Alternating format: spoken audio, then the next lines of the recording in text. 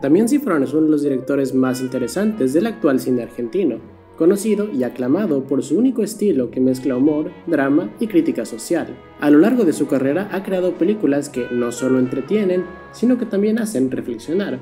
Y ahora que su película más aclamada, Relatos Salvajes, volvió a los cines por su 10º aniversario, y considerando que aún estamos esperando por esa película de los simuladores, no se me ocurre un mejor momento para clasificar sus películas de peor a mejor, explorando lo que cada una aporta y cómo refleja la evolución de Cifrón como cineasta. Así que filmame esto, Néstor. ¡Filmame esto, Néstor! Porque vamos a hacer un recorrido por su filmografía, desde sus trabajos menos conocidos hasta sus grandes éxitos. Soy Félix, de Cine Expreso TV, y bienvenidos. ¿Sabes que sos un delincuente, no? Me dejó porque el otro lo tiene más grande. ¿Pero tiene una buena obra social? Mayor was still mayor in the sequel. That's the lesson from Jaws.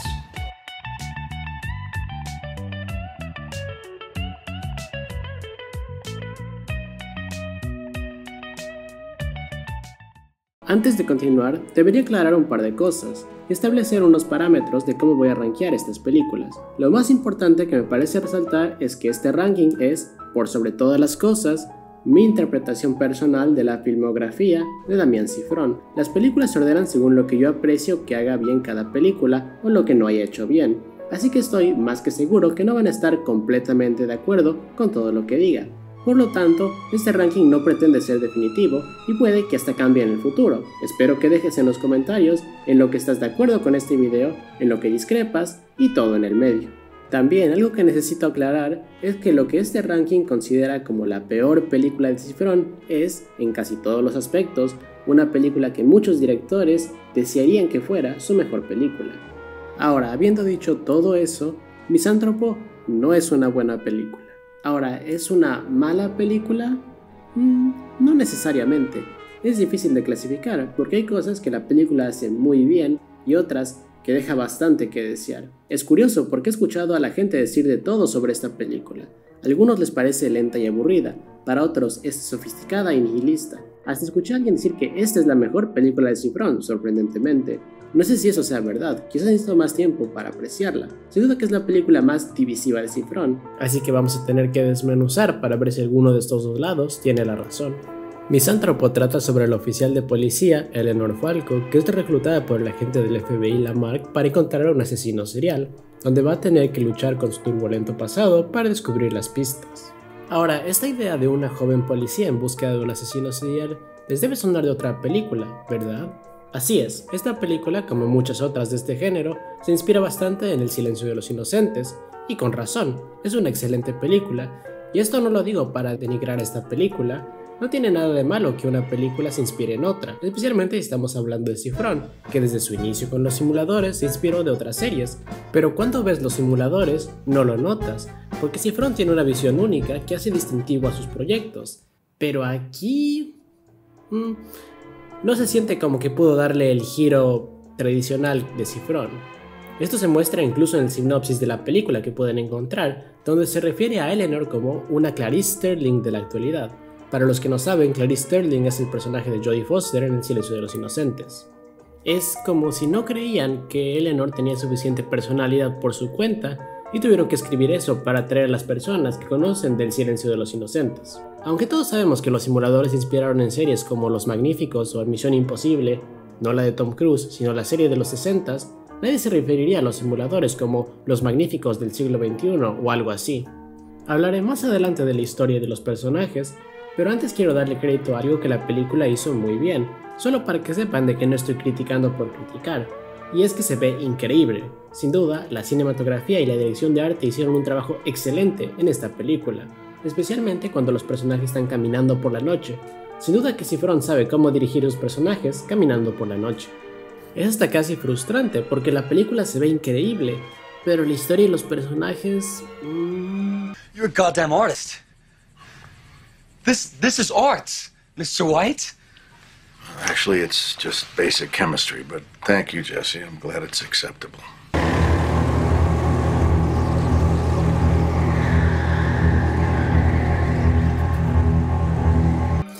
Solo digamos que si quieres ver una película muy bien hecha desde un punto técnico, esa es la adecuada. Ahora, hablando de la historia, ya mencioné que esto es un thriller policíaco y cuando hablamos de este género tiene que hacer una de dos cosas bien: o tener un misterio muy bien construido donde cada pista nos lleva a descubrir más del asesino, aunque no nos enfoquemos tanto en los personajes, o no tener un misterio tan atrapante pero que sin duda nos enganchamos con los personajes y nos interesamos en ellos.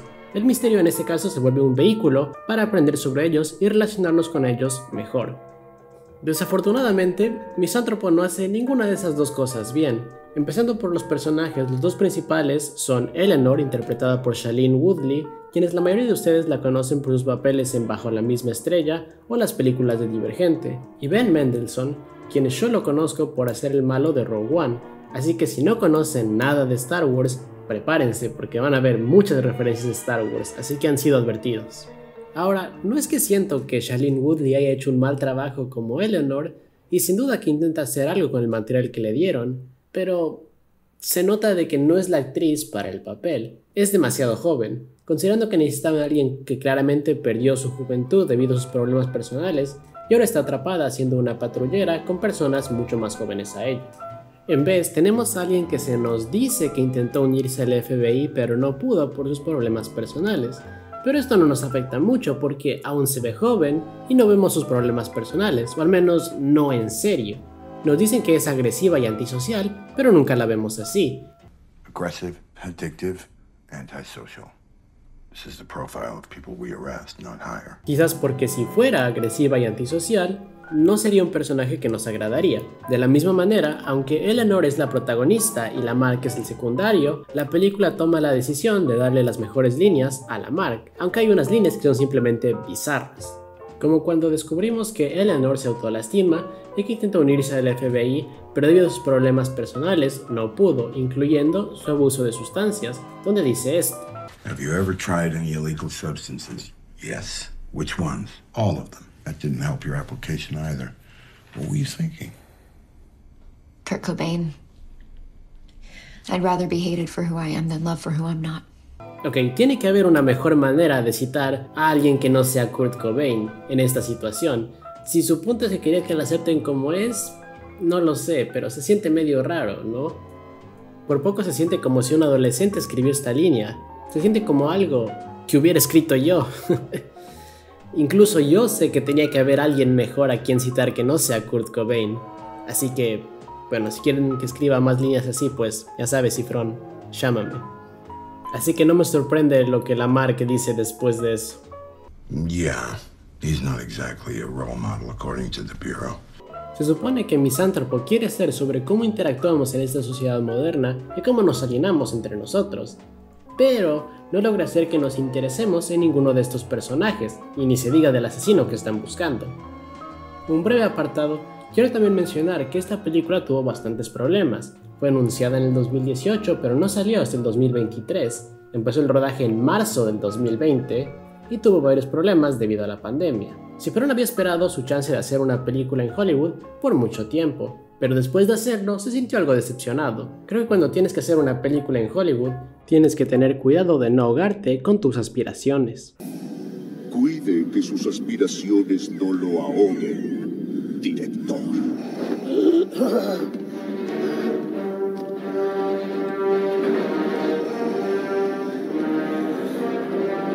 Así que sabemos que los personajes no son lo suficientemente buenos, pero ¿logran crear un buen misterio? Pues no. Misanthropo intenta también ser un reflejo de la cultura estadounidense, así que la investigación intenta mostrar los sospechosos usuales, no la película Los sospechosos usuales, sino los sospechosos usuales que suelen aparecer en estas películas, donde la policía intenta encontrar al responsable de un ataque terrorista. ¿Acaso será el joven islamista que fue radicalizado y culpa la destrucción de su hogar a los Estados Unidos? ¿O podrá ser el supremacista blanco que lucha por la hegemonía racial en los Estados Unidos? La película presenta ambas de estas pistas, pero son solo distracciones y no tienen nada que ver con el asesino de verdad. Esto genera una especie de problema narrativo dentro de la película, donde se siente que está más preocupada en crear pistas falsas que en crear pistas que en verdad nos llevan a descubrir el asesino. Para mí esto es decepcionante, ya que una de las cosas que siempre me han gustado de las películas de misterio es que si están bien construidas puedes volverlas a ver de nuevo y apreciar los detalles que te perdiste la primera vez. Y se muestra claramente en una de las pocas escenas donde intentan desarrollar mejor los personajes, que hablando de eso, es otra cosa que le falta a estos personajes, es poder sentirnos identificados con ellos. Algo que es característico del trabajo de Cifrón es que sus protagonistas son identificables, incluso si hacen acciones cuestionables, uno entiende por lo que están pasando. ¿Qué violencia? A ver, yo estoy describiendo una realidad, ¿no? ¿Dónde está la violencia? Yendo de nuevo a los simuladores, la razón de por qué existen es porque ayudan a la gente que no puede acudir a la policía. Supongamos que usted está enfermo, Galván, y se tiene que operar. La operación puede fallar, pero usted va a buscar al mejor cirujano disponible. Bueno, en este caso nosotros no solamente somos el mejor cirujano disponible, también somos el único. Y esto está extrañamente faltante dentro de la película. En fin, en esta escena donde intentan desarrollar mejor los personajes, es cuando Lamarck invita a Eleanor a cenar y conozca a su esposo. Sí, esposo, porque... ¿por qué no? We're not gay. Not that there's anything wrong with that. No, of course not. I mean, it's fine if that's who you are. Absolutely. I mean, I have many gay friends. My father's gay. Es el siglo XXI después de todo. Igualmente, el esposo plantea esta hipótesis interesante que hubieran hecho una mejor película en mi opinión. I think your man wasn't born here. I think he feels the place he grew up in has become a pretty awful place, along with a good portion of the world. And I think he believes this nation is responsible for at least 50% of that mess. Pero también dice esto. I went to Bogota to lecture. Best damn coffee on earth, right? You know where they took me? Starbucks. Ok, entiendo lo que quiere decir, pero honestamente, si tus amigos de Colombia te dicen que el mejor café está en Starbucks, directamente no son tus amigos. Es como si alguien te llevara a comer la mejor pizza de Nueva York y te lleva a Sbarros. A menos que seas Michael Scott, no creo que eso funcione. Tanto la idea de que Lamarck sea gay como las hipótesis que plantea su esposo claramente son parte del mensaje que esta película quiere dar. Ahora no se confundan, yo no tengo ningún problema con esto, no soy de los que se queja si es que alguien que no sea blanco aparece en un show de Star Wars, pero sin duda no aporta mucho a la trama. Yo soy de la idea de que todas las películas tienen una posición política, e incluso si no estoy completamente de acuerdo con su posición, puedo apreciar una buena película independientemente de su posición política. En esta película, independientemente de mi posición política, la manera en que Cifrón posiciona estos mensajes se siente incorrecto. Y eso considerando que usualmente Cifrón logra implementar los mensajes políticos de una manera sutil, que no afectan la trama.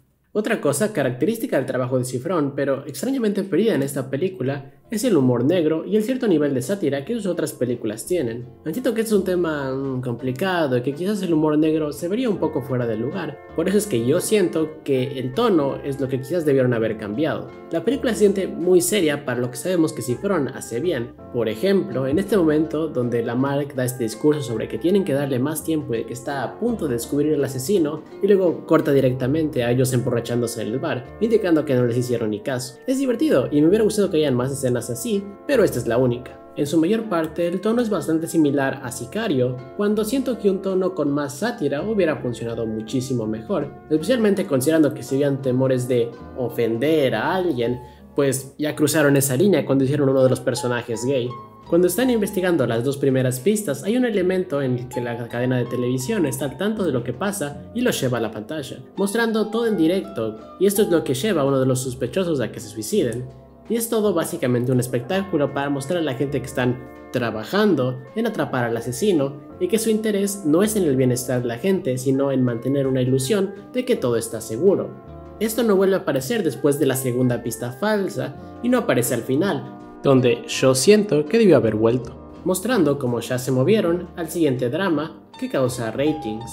De nuevo, si el punto era ser un reflejo o una crítica a los Estados Unidos, quizás un tono más satírico hubiera funcionado. Antes de brevemente entrar a spoilers, quiero analizar una escena en particular que me molestó, que se suponía que era la gran escena de acción de la película, pero está mal ejecutada, y esto me parece raro viniendo de un director tan meticuloso como Cifrón.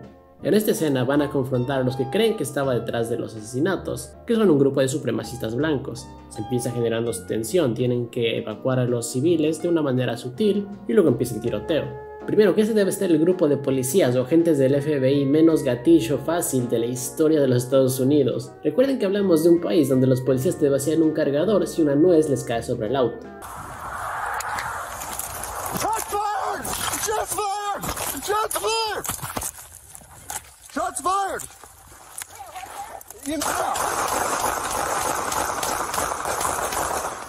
Primero, que no tiene sentido que los racistas saquen las pistolas. Luego se nos revela de que son solo un grupo de trolls a lo 4chan, QAnon, Snyder Cut.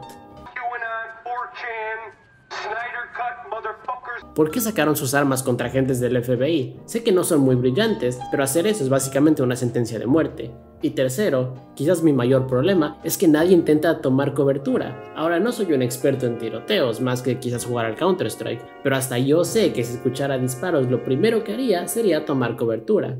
Casi nadie toma cobertura, y la manera que fue editada se siente rara. Comparemos esto con la escena de Sicario, cuando los personajes son interceptados por el cartel. Ahora, no es que las películas deban ser comparadas una a la otra, pero quiero que entiendan lo que quiero decir. Primero, que hay mucho más aumento de tensión comparado con Misántropo, pero lo principal es que en esta escena ves cómo actúa la CIA versus cómo actúan los narcos. Los de la CIA hacen casi todos sus movimientos milimétricos, no mueven un músculo que no deben, mientras que los narcos están actuando en emoción y están tensos y no saben cómo reaccionar. Pregunta, paisanos.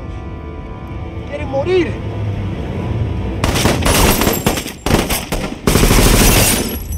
En Misántropo, tanto los del FBI como los supremacistas blancos actúan tensos y basados en emoción, así que no me sorprende que uno de los agentes sea baleado por los de QAnon.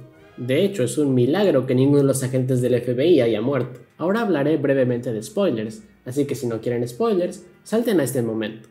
Así que después de todas las pistas falsas y después de que los personajes han tenido su momento más bajo, incluyendo este plano bizarro donde Eleanor abre su cajón con drogas, porque todos los drogadictos guardan sus drogas en un cajón ordenado, y lo peor es que este momento ocurre antes del momento de Eureka, así que casi da la sensación que las drogas le dieron el momento de Eureka. En fin, logra conectar las pistas, aunque tampoco es que habían muchas pistas para conectar, pero esto los lleva a un matadero donde el asesino antes trabajaba y se nos muestran escenas bastante gráficas de un matadero. ¿Qué quieres hacer, Cifrón? ¿Convertirme en vegetariano? Pues lo siento, el asado es muy rico. En fin, es aquí donde encuentran la dirección de donde vive el asesino, pero en vez de pedir refuerzos, la marca decide no hacerlo porque quiere llevarse todo el crédito.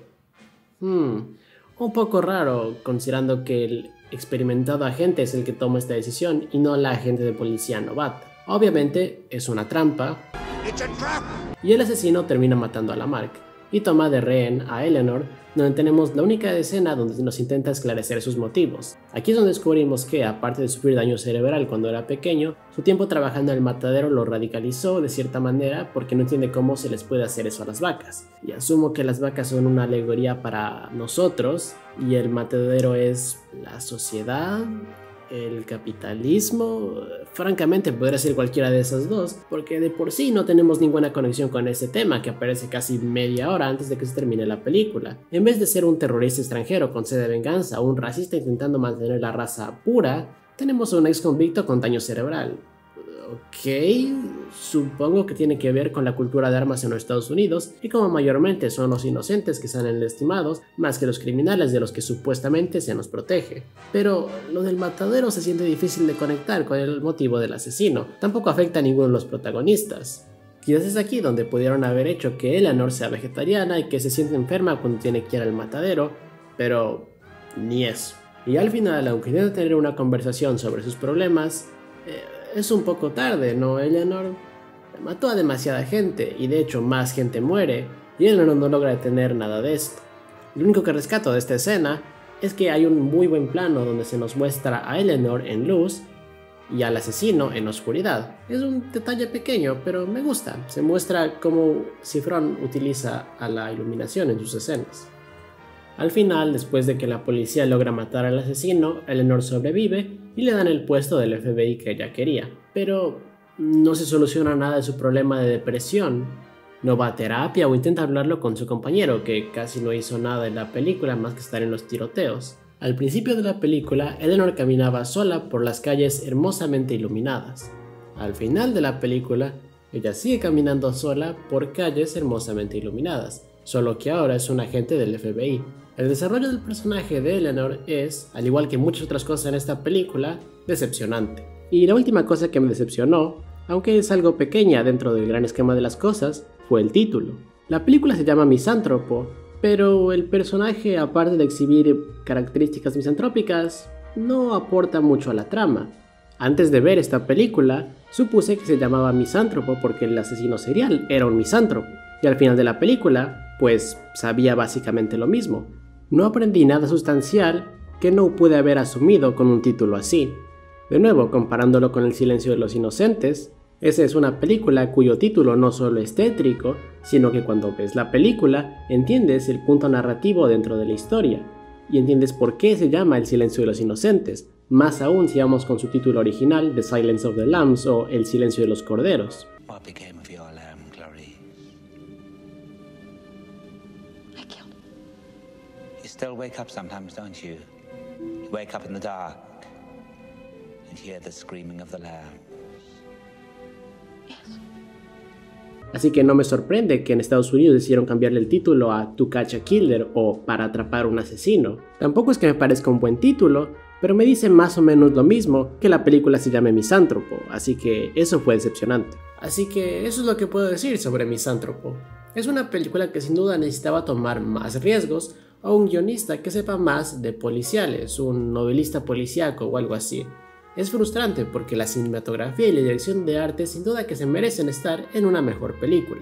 Pero lo que sin duda sella el destino de esta película para mí es que hay un show que salió poco antes de esta película con la premisa similar de una detective que tiene que luchar con sus problemas personales para resolver un caso. Y se llama Mare of Easttown. Está en HBO, salió en el 2021, unos años antes que Misántropo, y hace casi todas las cosas que Misántropo hizo, pero mejor. Él hace lo mismo que yo, pero mejor. Así que mi calificación final es un 5 sobre 10. Y vayan a ver Mare of Easttown, por favor, es muy buena. Vamos a la siguiente.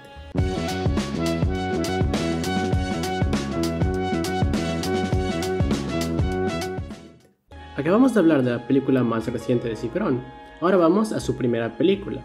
De hecho, esta película se empezó a rodar antes de que Cifrón llegue al estrellato, ya que tuvieron que parar el rodaje cuando Telefe ordenó los primeros 3 episodios de Los Simuladores, que salieron en el 2002, y no fue completado hasta después del lanzamiento de la primera temporada, en el 2003. Y estoy más que seguro que es la película que menos de ustedes han visto, ya que no solo es la primera, sino que la película menos conocida de Cifrón, así que tenía mucha curiosidad de ver cómo encaja con el resto de las películas. Por suerte, es mucho mejor que Misántropo. El fondo del mar trata sobre Ezequiel, interpretado por Daniel Hendler, un estudiante de arquitectura que descubre que su novia, Ana, interpretada por Dolores Fonzi, le está poniendo los cuernos con alguien más, y desde ahí decide seguirlo para descubrir quién es y confrontarlo. Lo principal que puedo resaltar, especialmente ahora después de haber visto Misántropo, que te tiene dando vueltas y vueltas con pistas que no llevan a ningún lugar, es que el fondo del mar es claro, conciso y va directo al punto. Quizás demasiado directo al punto, pero esto lo diré más adelante. Aquí, a diferencia de Misántropo, de hecho, se nos muestra lo que Cifrón hace muy bien, que es personajes con los que nos podemos identificar, principalmente el protagonista. Ezequiel es un novio celoso y algo obsesivo, a diferencia de Ana, que se nos muestra fría y distante. Esto transcurre mientras él tiene que presentar su proyecto de arquitectura. ¡Ay, miren dónde estudia! Para mí fue bastante raro ver esto, ya que yo no tenía ni idea que habían filmado parte de esta película en Ciudad Universitaria, y en la misma facultad donde yo estudio. Incluso puede que me vean correr ahí de vez en cuando, y se siente bien verla retratada en la gran pantalla. En fin, el conflicto principal de la película es cómo vemos la relación entre Ezequiel y Ana, como a pesar de que Ezequiel quiere mucho a Ana, ella siempre está incómoda y alejada de él. La película hace un excelente trabajo de mostrar esta situación de lo alejados que están, a pesar de que estén tan cerca. Y más aún si has vivido algo así, estoy casi seguro de que Cifrón aquí se está inspirando de una experiencia personal. Y es aquí donde él descubre que Ana le está siendo infiel, lo que nos lleva al resto de la historia, donde Ezequiel empieza a perseguir al amante para confrontarlo. Es divertido porque al igual que como filmaron unas escenas en Ciudad Universitaria, filmaron también algunas escenas cerca de donde antes yo vivía, por Belgrano. Así que, de nuevo hice esto al ver la película. Esto se podría decir que es la trama principal de la película, seguir a Ezequiel mientras intenta vengarse de con quien se le está siendo infiel y también descubrir su identidad. Empieza con cosas pequeñas como lanzarle huevos al auto y va subiendo desde ahí. Lo que te mantiene intrigado es querer saber qué es lo que seguirá haciendo, y esto ayuda a que la película pase volando, ya que la idea de una persecución hace que fluya bastante bien. Pero antes mencioné que esta película era demasiado directa, y pues sí, aunque la película dura solo hora y media, hay un poco de repetición, especialmente en relación al personaje que Ezequiel está siguiendo. Por ejemplo, vemos que le gusta cambiar la etiqueta de las cosas para pagar menos y cosas así, básicamente para mostrarte que es un pelotudo. Pero hay un poco de repetición con esto y hace que se pierda un poco el interés. También, ya que vamos viendo cómo va subiendo y subiendo la apuesta de cómo se va a vengar, cuando llegas al final, pues no quiero decir que fue decepcionante, pero se siente como que no logra llegar a su máximo potencial. No digo esto como algo necesariamente malo, solo que no logra satisfacer las expectativas. Y también, si has visto Relatos Salvajes, puede que no te llene del todo, ya que ambas películas tienen una confrontación en un hotel, y basándonos en Relatos Salvajes, tú crees que la confrontación va a ser más explosiva como en esa película. Y además miren quién aparece durante la confrontación en el hotel. Juraría que he visto a estos actores en otra parte, pero no tengo ni idea de dónde. Yo a este lo conozco. Sí, también Tengo que acordarme o no voy a dormir. A diferencia de Misántropo, no voy a hablar de spoilers en detalle, porque quisiera que vean esta película, más aún si aprecian el trabajo de Cifrón, ya que aquí se muestra cómo desde sus inicios sabía crear personajes y situaciones interesantes. Aunque si has visto los simuladores, creo que ya sabían eso. Además, está en YouTube, así que pueden verla si les interesa. En general, la película es muy divertida y me gustan sus tintes de cine negro policíaco. Además, le tengo algo de afecto por donde filmaron ciertas escenas, pero no logra satisfacer del todo. Es curioso porque, a pesar de que la película se llama El fondo del mar, no tiene tanta conexión con este tema. O sea, sí la tiene, pero solo aparece al inicio y al final, así que el nombre te lleva por otro lado de lo que la película en verdad trata. Lo principal es el final, que quizás se pudo haber cambiado o incluso mejorado. En una entrevista, Cifrón dijo que había considerado cambiar el final, pero que hoy por hoy no le cambiaría nada a la película. Quizás tiene razón, quizás este sí es el mejor final que la película pudo haber tenido, pero por ahora ocupa el puesto 3. Así que mi calificación es un 7 de 10. Es una divertida película que muestra el talento de Cifrón desde su inicio, y es muy buena para ser su ópera prima. Se nota que Cifrón también sentía que las temáticas pudieron haber sido mejor desarrolladas, ya que muchas de las temáticas en juego aquí volverían a aparecer en su proyecto mejor conocido, Relatos Salvajes, donde con más presupuesto y quizás más experiencia, abordaría de nuevo estos temas de una manera más completa. Pero ya llegaremos a eso.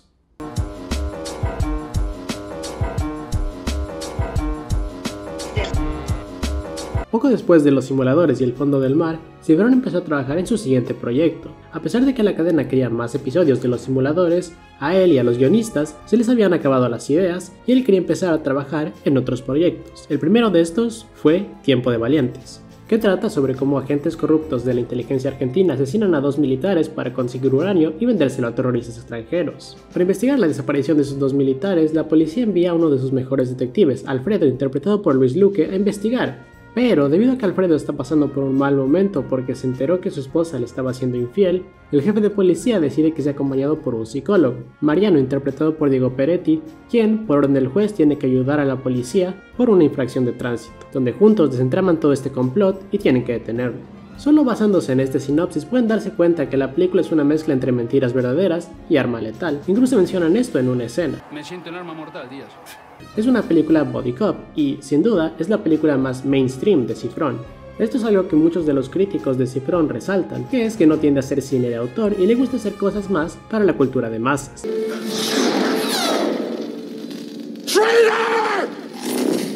Algo que Cifrón defiende, diciendo que hay muchas películas que son mainstream y que también son joyas del cine, y usa de ejemplo a Terminator. Incluso en una entrevista dijo que no estaba intentando reinventar el cine con esta película, solo que quería que salga bien, diciendo: cuando se me ocurre Tiempo de Valientes, que es lo que se conoce como body movie, aparece y la filmo, y no lo hago intentando modificar el lenguaje, ni cambiar el cine de un país, ni llegar a Cannes, ni nada, solo la quiero hacer bien. Afortunadamente, esta película logra exactamente lo que Cifrón quería. Es una película muy entretenida. Estoy de acuerdo con lo que dice una reseña de cuando esta película salió, diciendo nada más y nada menos que puro entretenimiento. Y sí, es eso.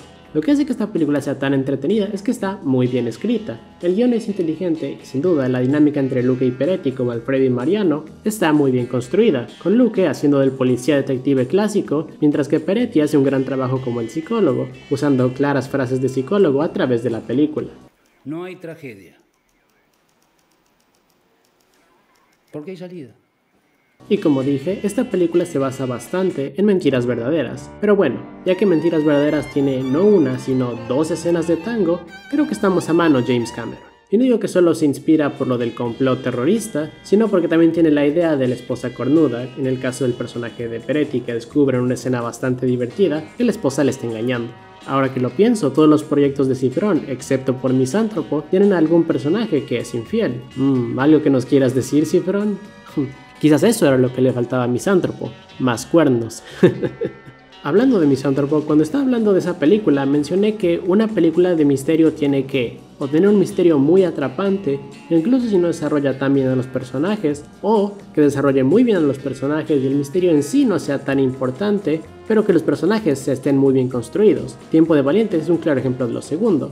Entrando a una parte más crítica, hay ciertas cosas que la película pudo haber hecho mejor. Como dije, aunque el guión y la dinámica body cop están muy bien, no hay tanto un caso que se forma, sino más situaciones que avanzan la trama, donde aprendemos más de estos personajes, pero casi todas las pistas del complot aparecen para mover la trama adelante y no de la investigación de los policías. Y si soy aún más quisquilloso, siento que le faltó algo de acción a esta película, especialmente se inspira bastante en Mentiras Verdaderas. Hay buenas escenas de suspenso, pero casi no hay escenas de acción, y las que sí hay son breves. De nuevo, no es que esperaba mucho, pero si esto es una body cop, uno espera un poco más de tiros y explosiones, al menos yo.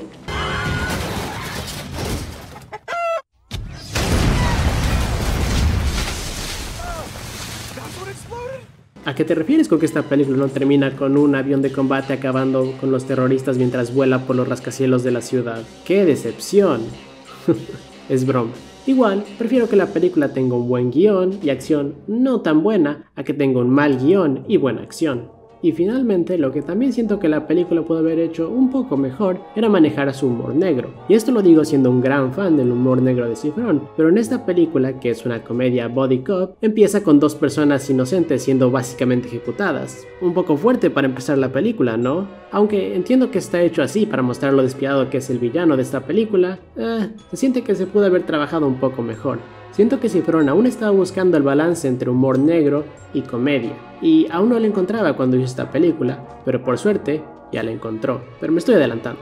Así que mi calificación final es un 7.5 sobre 10. Es difícil calificar esta película porque siento que está casi al mismo nivel que El Fondo del Mar, hasta incluso podrías decir que El Fondo del Mar hace algunas cosas mejor. La cosa es que siento que la razón de por qué me gusta tanto El Fondo del Mar tiene que ver más con cosas subjetivas, como que aprecio el tono de cine negro policíaco o que filmaron escenas en lugares que yo veo a diario. O incluso por ser la primera película de Cifrón, la cual empezó antes de recibir su reconocimiento nacional. Pero si soy más objetivo, creo que Tiempo de Valientes es ligeramente mejor, simplemente porque es ese tipo de películas que puedes ver con tu familia un domingo por la tarde y pasar un buen rato.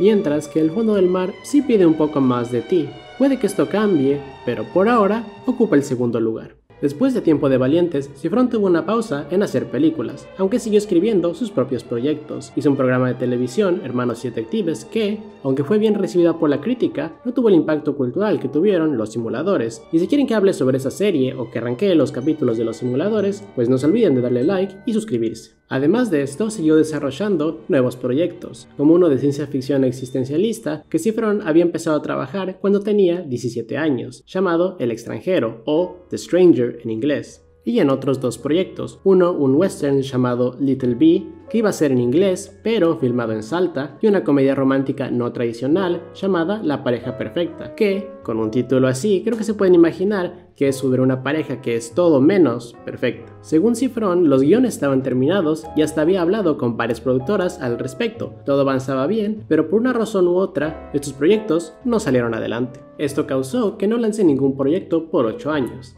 a pesar de estar trabajando en varios al mismo tiempo. Pero en medio de todo esto, Cifrón empezó a escribir breves narraciones que, cuando las juntó en un solo volumen, se dio cuenta de que todas estaban unidas por el tema de la ira y la agresión, y ahí es donde se dio cuenta de que estas no eran narraciones, sino relatos, y no solo cualquier tipo de relatos, sino relatos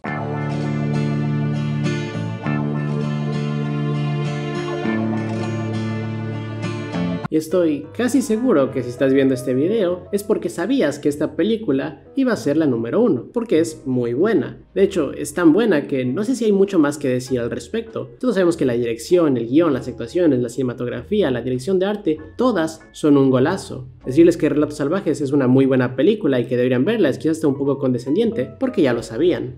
God damn, Jimmy. This some serious gourmet shit. Knock it off, Julie. What? I don't need you to tell me how fucking good my coffee is, okay? I'm the one who buys it. I know how good it is.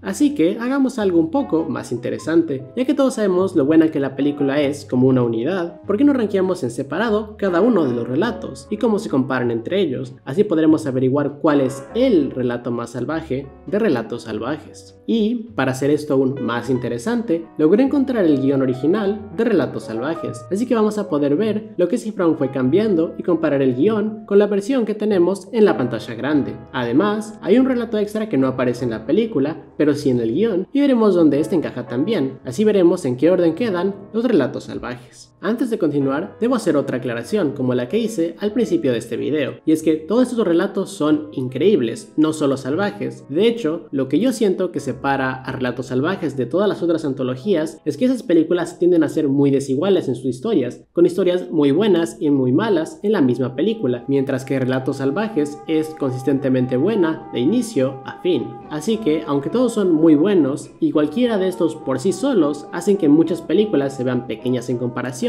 aún siento que hay suficiente espacio entre ellos para que se puedan rankear de manera subjetiva. Digamos que todos los relatos son iguales, pero algunos son más iguales que otros.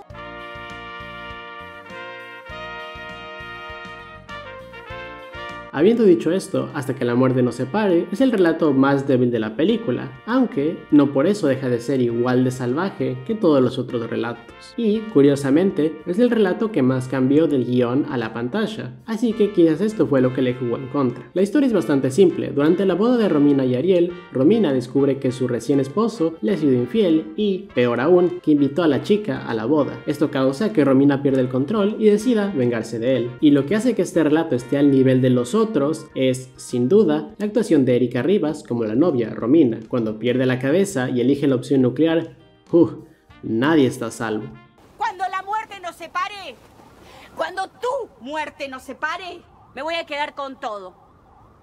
Ahora incluso aprecio el detalle de cómo se juega con la iluminación cuando Romina decide romper todo. Esta es una de las mejores actuaciones de la película, tanto que hasta hace que las demás actuaciones de este relato se queden pequeñas en comparación. Y no es que hayan hecho un mal trabajo, pero ella está en su propia liga. La atmósfera caótica de la fiesta cuando lanza al amante contra el espejo, y la parte incómoda donde intenta seguir con la fiesta mientras todos están indecisos de si seguir o no seguir, o la parte donde intenta que su prima Millie quede con el fotógrafo, todo eso da mucho cringe, pero es perfecto. ¿No te querés casar con Millie? Ay, no, Robbie. Dale. Así que entre los monólogos increíbles, la atmósfera caótica y el ida y vuelta de las humillaciones, es una decepción que no lograron terminar la historia bien. Termina con ellos haciendo las paces, supongo, y cogiendo junto al pastel de bodas, que está bien, pero ahí es donde termina, y no solo este relato, sino que la película entera.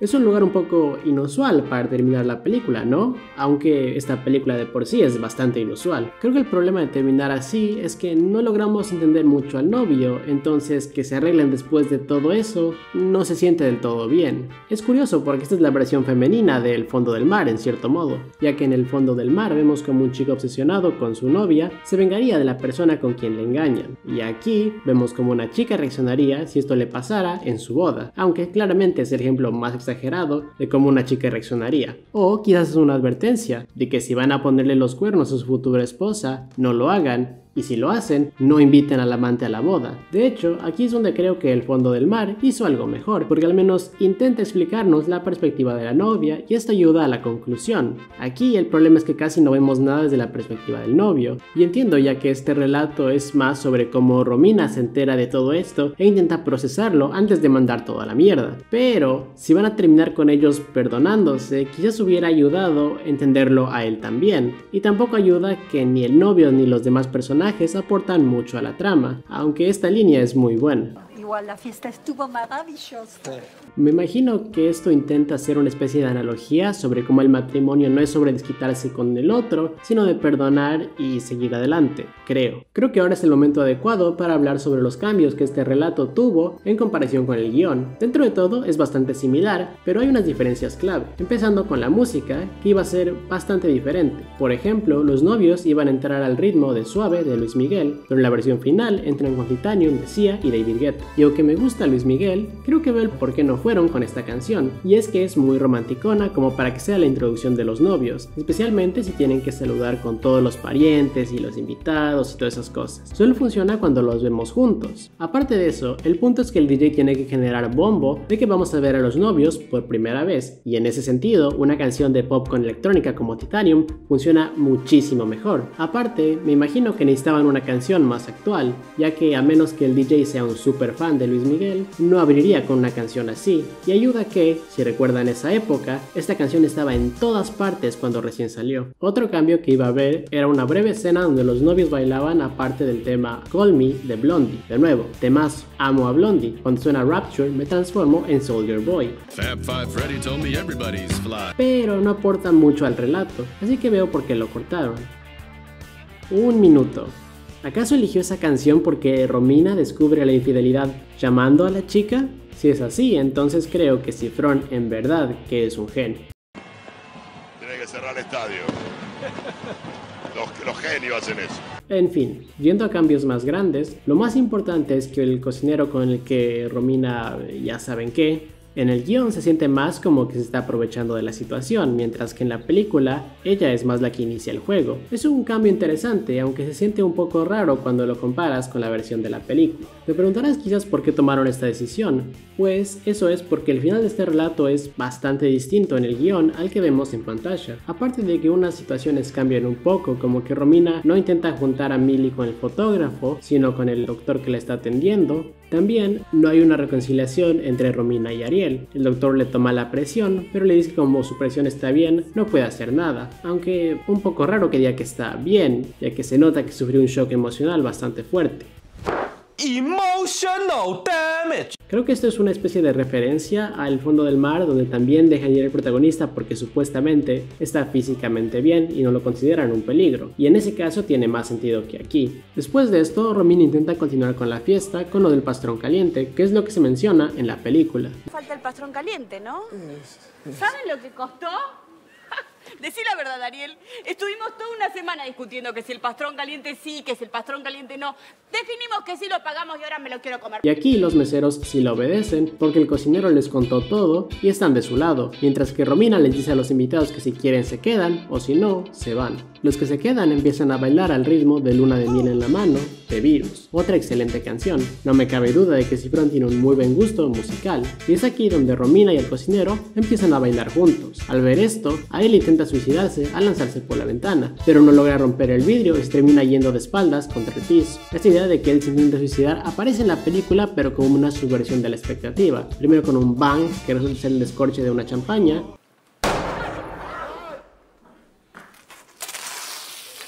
y luego cuando saca el cuchillo, pero es para cortar un pedazo de torta. Un final bastante distinto, ¿no creen? Es casi como si Cifrón no tenía idea de cómo quería terminar este relato, y no sabía si dejarlos juntos o separados, y la verdad es que es complicado. Quizás la idea de que Romina termine con el cocinero es más raro, ya que en la película es un desquite de ella y no que tiene una conexión de verdad. También que alguien se intente suicidar es un poco oscuro, incluso para esta película. Más aún si va a terminar en esta nota. Aunque algo que me olvidé de mencionar es que en el guión los relatos están reorganizados en otro orden. Así que este no es el final del guión, sino es el final del segundo acto, pero esto lo discutiré más adelante. Así que si tuviera que elegir un final entre los dos, Quizás el que está en la película funciona mejor, pero no me cierra del todo. En general, Hasta que la muerte nos separe es igual de caótico que los otros relatos. Es elevado por la actuación de Erika Rivas, pero no mucho más. Es muy bueno analizado por su cuenta, pero cuando tomas en cuenta a los demás, queda en el fondo de la lista. Ahora les voy a hablar del séptimo relato que no aparece en la película, aunque llamarlo un relato es quizás demasiado, porque el guión se refiere a esto como una bonus track. Es exactamente lo que es un epílogo.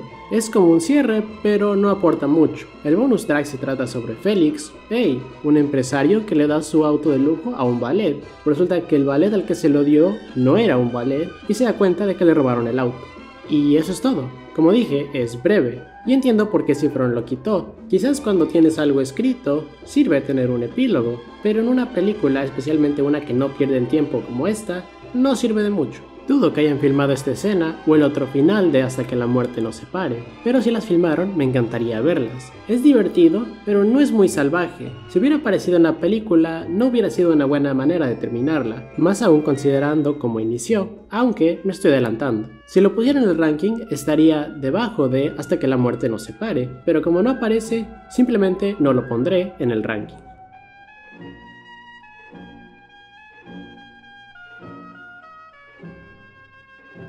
Ahora, de aquí en adelante, todos los relatos son excelentes, así que se vuelve aún más subjetivo este ranking y hasta puede que cambie de lugar en poco tiempo. Las ratas es quizás el relato que más se siente como salido de un libro o de una obra de teatro. Son solo 4 personajes y un dilema moral. Y eso es lo brillante de este relato, su simplicidad. Se trata de un usurero que llega a un restaurante donde la moza lo reconoce como el usurero que remató la casa donde vivía y que llevó al suicidio de su padre. Después de eso intenta levantarse a la madre y de hecho la acosa tanto que tuvieron que mudarse de ahí. Al enterarse de esto, la cocinera le sugiere que le pongan veneno para ratas en la comida. Lo que hace que este relato sea, para mí, mejor que Hasta que la muerte nos separe, es que todos los personajes hacen un excelente trabajo. Desde el usurero que hace un muy buen papel como el hijo de puta. Coca, light. Papas fritas, a caballo. ¿Querés que te lo anote? La cocinera que actuó como el diablo en el hombro de la moza, y la moza que tiene que decidir entre elegir la venganza o hacer lo correcto. Lo que me gusta mucho de este relato es que la trama fluye muy orgánicamente, va explicando el conflicto de manera muy concreta sin perder un segundo de tiempo, así que cuando la cocinera decide poner el veneno en la comida del mafioso nos llena de tensión porque no sabemos qué es lo que va a pasar, más aún el giro de guión cuando aparece el hijo y pone a la moza en un dilema moral entre si saciar su sed de venganza o salvar la vida del chico. Es casi como de fábula, con esta idea de que si decides buscar venganza son los inocentes los que sufren. Es muy bueno, y no sorpresivamente no cambia mucho entre lo que está en el guión y lo que vemos en pantalla, excepto por una cosa. Ahora, no sé ustedes, pero yo siempre sentí que algo más iba a pasar después de que arrestaran a la cocinera, pero no, vamos directo al siguiente relato, pues adivinen qué, yo tenía razón, porque el guión tiene una escena más que no aparece en la película, donde se nos muestra lo que pasa 15 años después, que la moza logró seguir adelante con su vida, mientras que la cocinera sigue presa por matar al usurero, y se nos confirma básicamente de que ella la pasa mucho mejor en la cárcel que en libertad. Patricio, está perdida, está completamente adoctrinada, ha olvidado cómo es vivir en libertad, el no estar en prisión. ¿Vienes a acostarte, cariño? Sí, querida. Y esa ni siquiera es la parte loca. La parte loca es que al final la cámara sale de la cárcel y se nos muestra que el hijo ahora también está postulándose él para ser intendente, confirmando que la cocinera tenía razón y que esto se volvió una especie de profecía autorrealizadora a lo Edipo Rey, en la que, al salvar al hijo de la muerte, terminan creando a alguien igual al padre. Es una locura porque básicamente le da la razón a la cocinera de que debieron haberlo matado mientras tenían la oportunidad. Es un chico. Pero va a crecer. Y de tal palo tal astilla. Es mejor que terminemos con todo el estirpe y ya. Así que veo por qué Cifrón la quitó. Es un poco oscuro asumir que el hijo estaba predestinado a ser como el padre, aunque ahora sé lo que Cifrón hubiera hecho con un joven Kylo Ren. Ay, la gente que no entiende Star Wars no va a tener ni idea de qué acabo de decir. En fin, aunque es una idea interesante, creo que el relato funciona mejor sin ella. Además, me imagino que Cifrón se dio cuenta de que el futuro aún no está escrito y que no hay destino más que el que nosotros creamos para nosotros mismos.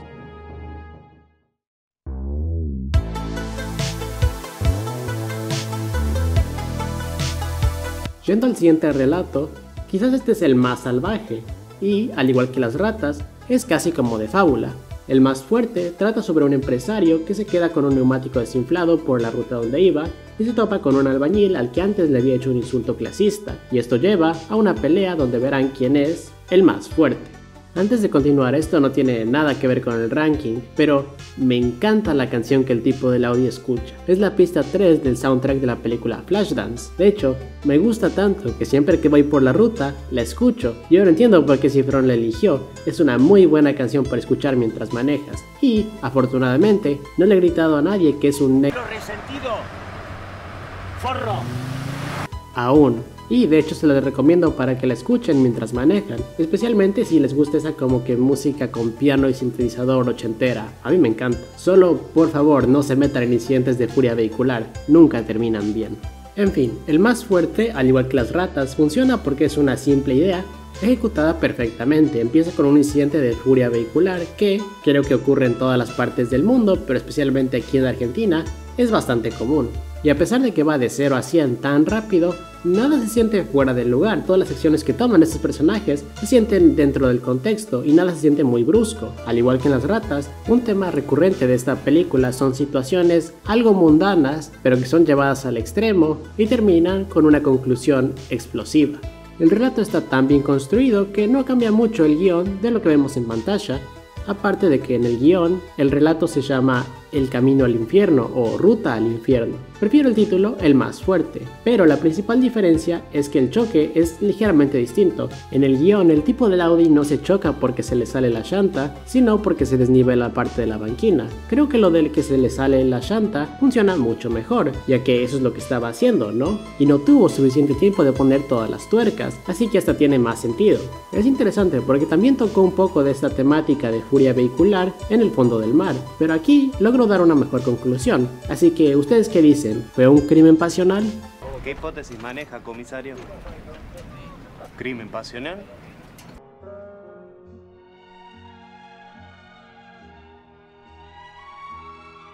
La propuesta, y no la comedia mala de Ryan Reynolds, es también otro relato que, como las ratas, tiene este dilema moral sobre lo que uno está dispuesto a hacer por su familia. La propuesta trata sobre una familia rica en la que el hijo atropella a una mujer embarazada y, para que no vaya preso, el padre decide proponerle al casero que diga que él estaba manejando y le ofrece $500,000 a cambio de eso. Algo que todos estos relatos tienen en común es cómo manejan a los personajes. Todos actúan como personas normales, así que incluso cuando toman acciones bruscas se sienten de cierta forma racionales. Cifrón decía en una entrevista que esta película es sobre la fina línea que separa a las personas de la barbarie, y aquí siento que es donde más se juega con esta línea. Este relato juega con la idea de cómo la verdad se puede alterar si tienes suficiente dinero, y no solo eso, sino que puedes hasta alterar la ley a tu favor. Viéndolo ahora me recuerda mucho a Parasite, con esta idea de gente fingiendo ser quien no es, y ambos tienen un mensaje muy similar. Y algo que me sorprende de que no me haya dado cuenta hasta que alguien más me lo dijo, es que este relato es el que más se parece a los simuladores, porque tiene esta idea de simular algo que no es. Aunque claro, es como un ejemplo más turbio, es qué pasaría si los simuladores no tuvieran escrúpulos morales. Pero al igual que las ratas, abre todos estos conflictos morales donde se muestra qué harías como persona en esta situación. Creo que es por eso que este relato me gusta más que los dos anteriores, aunque siento que los tres están casi al mismo nivel. Me gusta mucho cómo juega con esta idea de qué estás dispuesto a hacer. ¿Estarías dispuesto a pagar a alguien para que tu hijo no vaya a prisión? ¿Estarías dispuesto a ir a la cárcel por un crimen que no cometiste si te pagan lo suficiente? Pone todas estas opciones en la mesa y lo hace de una manera donde no sabes a dónde va a ir la historia después. Siento que fácilmente alguien pudo haber hecho una entera película sobre solo este tema. Pero a pesar de ser un tema oscuro y hasta casi serio, aún retiene este elemento de comedia oscura que aparece en todos los otros relatos, como cuando el padre descubre que el abogado le está intentando estafar y luego decide dejar de negociar con ellos. Es bastante divertido, incluso en esta situación tan sombría. Esta es la razón de por qué me sentí algo decepcionado con Misántropo, porque trata temas complicados de una manera tan seria, donde algo de humor le hubiera ayudado bastante. Casi no hay diferencias entre el guión y la película, excepto una pequeña al final. Cuando arrestan al casero, la cámara iba a estar desde su perspectiva, tipo POV. Creo que le hubiera dado más sorpresa cuando aparece el tipo del martillo. Pero quiere hacer un plano muy elaborado, así que la versión que está en la película funciona también. Y de nuevo conecta con este tema recurrente en la película de que cuando buscas venganza, son los inocentes los que sufren.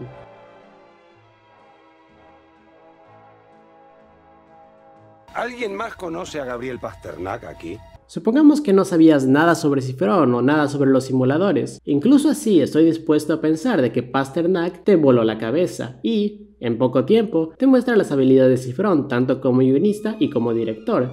Además, si tenías dudas sobre si esta película te iba a gustar, este relato te la solventa, completamente demostrando lo que Cifrón hace mejor. Diálogo ingenioso, personajes identificables, una muy buena construcción del suspenso y un poco de humor seco. Pasternak trata sobre un grupo de pasajeros donde todos se dan cuenta que tienen una conexión en común. Todos conocen a un tal Gabriel Pasternak y que lo hirieron de una o de otra manera. Aquí es donde la azafata revela que Pasternak es el comisario a bordo del vuelo y que se encerró en la cabina donde va a tener su venganza. Este relato es tan bueno que siento que pudieron haberlo mostrado como un cortometraje sin ningún tipo de contexto y hubiera sido igual de bien recibido. Creo que todos en algún punto hemos tenido ganas de hacer algo a lo Pasternak y de poder vengarnos de todas esas personas que nos hicieron mal en el pasado. Espero que no sea solo yo, porque si no voy a tener que discutirlo en terapia. Pero incluso si no lo has hecho, creo que puedes llegar a entender a Pasternak, aunque curiosamente nunca lo vemos, pero lo entiendes de cómo lo describen las otras personas. Uno se ve reflejado en él.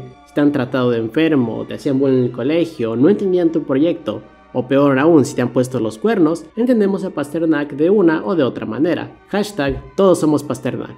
Y lo más curioso para mí es que la modelo con la que empezamos la historia es la pareja de Cifrón, y Cifrón le dio el papel de cornuda. Yo lo engañé con su único amigo. Con él. ¿Qué nos habrá querido decir? Ojalá de que no se haya basado mucho en hechos reales. Este relato es tan bueno y es una manera tan, salvaje de iniciar la película que uno pensaría que pone la vara demasiado alta para el resto de los relatos. Pero no, todos están a la altura y de hecho hay uno que me gusta ligeramente más.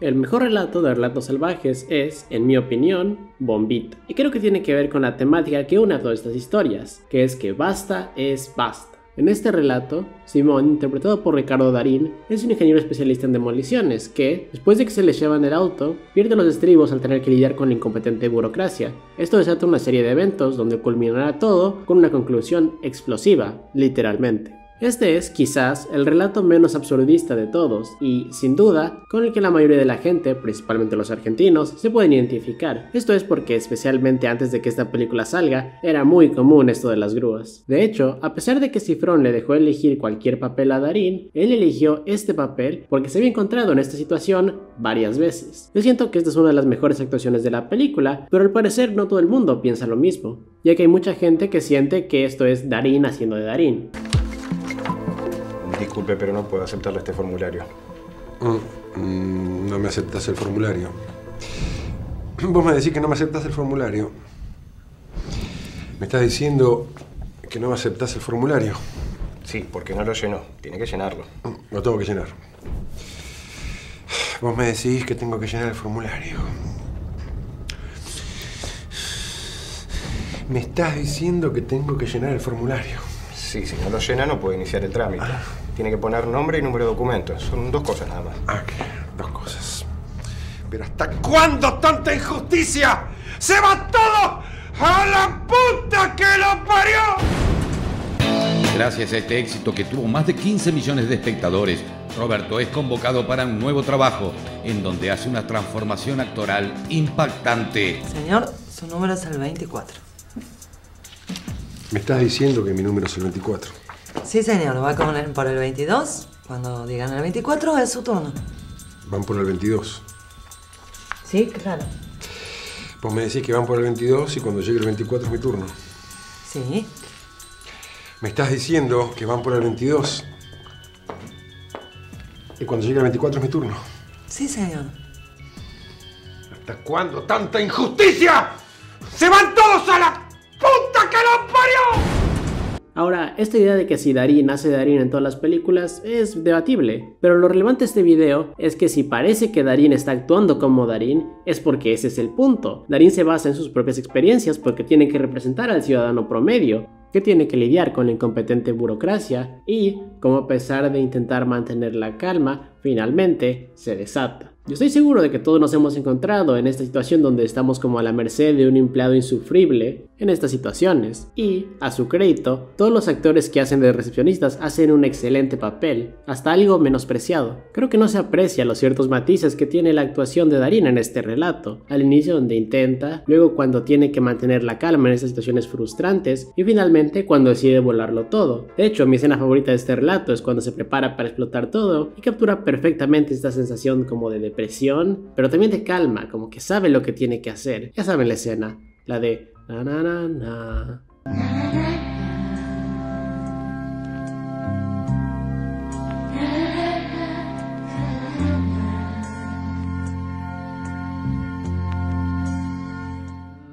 Otra cosa es que siempre que veo esta escena me encanta la manera en que se come esas medialunas con café. Siempre me hace dar a mí ganas de unas medialunas con café. Algo que me di cuenta también leyendo el guión de este relato es que, en general, estos relatos se traducen bastante bien al inglés. Digo esto porque habían ciertas personas que decían que la razón por la cual Misántropo no funcionó es porque quizás algo se quedó perdido en la traducción. No la película, y ni siquiera se la conoce así en español, así que... Y yo estoy en desacuerdo, porque habiendo leído el guión, las historias funcionan bastante bien, pero hay una cosa que no se traduce del todo bien, y esos son los insultos argentinos. Tipo, no puedes traducir esto. Uy, no, ¿sabes qué? Mejor no te dejo un carajo.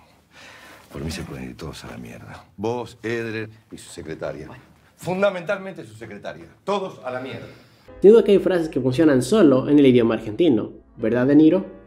La concha de la lora. Y quizás la principal razón de por qué este relato me gusta más que los otros es porque tiene un final feliz. Las otras historias tienen desenlaces bastante trágicos. Bueno, quizás podrías decir que el final de Hasta que la muerte nos separe es un final feliz, supongo. Aunque lo único claro de ese final es que la luna de miel empezó antes.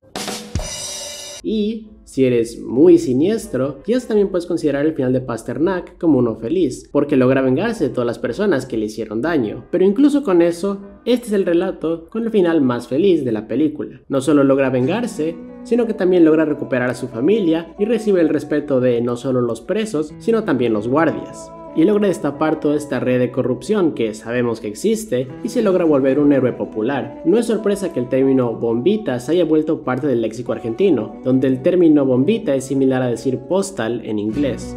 De hecho, fue en este relato que me di cuenta que la música de esta película fue hecha por el aclamado compositor argentino Gustavo Santaolalla, quien es mejor conocido por su trabajo en los juegos y la serie de The Last of Us. Y si les gustan esos soundtracks, pues le va a gustar también el soundtrack de esta película. Si hay una cosa que van a sacar de este video, son muchas recomendaciones para sus playlists.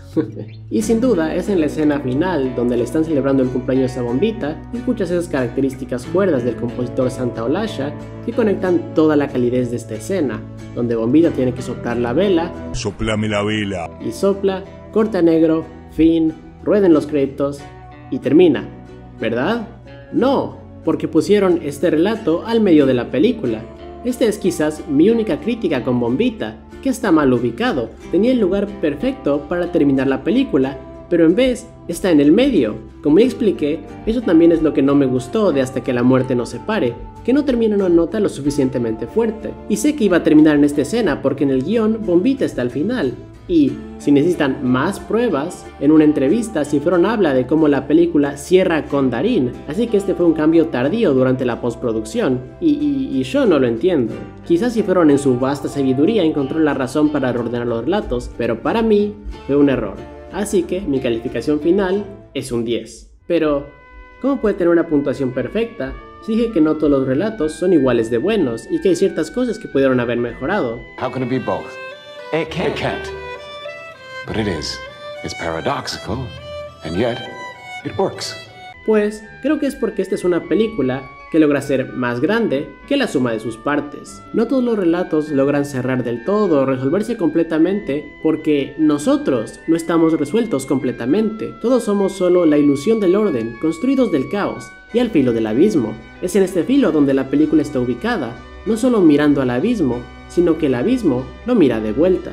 Habla sobre la condición humana, y es por eso que esta película significa tanto para cientos, miles de personas. Esa temática de ira contra el sistema o las injusticias de la vida nos pegan en un nivel muy básico, y creo que es por esta razón de que logró recibir su reconocimiento como una de las mejores películas argentinas, si no es que una de las mejores películas de la década. Y quizás no hace falta decirlo, pero si no fuera por esta película, yo no estaría haciendo este video ni hubiera creado este canal. Después de Relatos, Cifrón consiguió su reconocimiento no solo en Hispanoamérica, sino que en el mundo entero, tanto que logró conseguir la atención de Hollywood, y fue aquí donde se le ofrecieron varios proyectos. Principalmente logró vender los derechos de su proyecto El Extranjero, que antes iba a ser una trilogía de películas, pero se transformó en una serie de televisión. Desafortunadamente, no hemos escuchado nada al respecto desde entonces. Después le ofrecieron que escriba el guión de un remake de El Hombre Nuclear, y estoy seguro que nadie menor de 30 sabe de lo que estoy hablando, así que pregúntenle a sus papás, ellos sabrán porque era un show muy popular hace mucho tiempo. Ah, ya sé. Es el personaje con el que Marge fantasea. ¿Te gustaría fugarte conmigo? Bueno.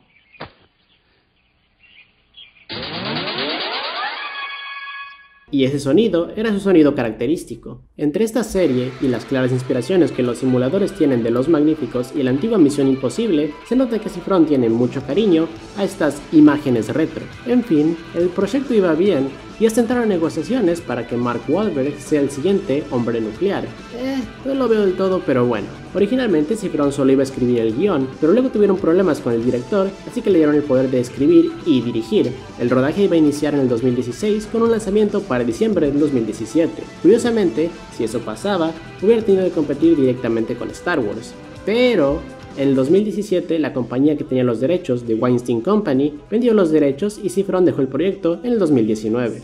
Esto sin duda tiene que ser lo peor que la Weinstein Company haya hecho. ¿Que Harvey Weinstein hizo qué?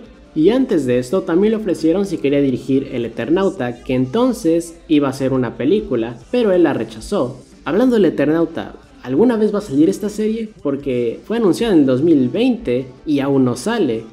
¿Quién hubiera dicho que la espera del Eternauta hubiera sido eterna?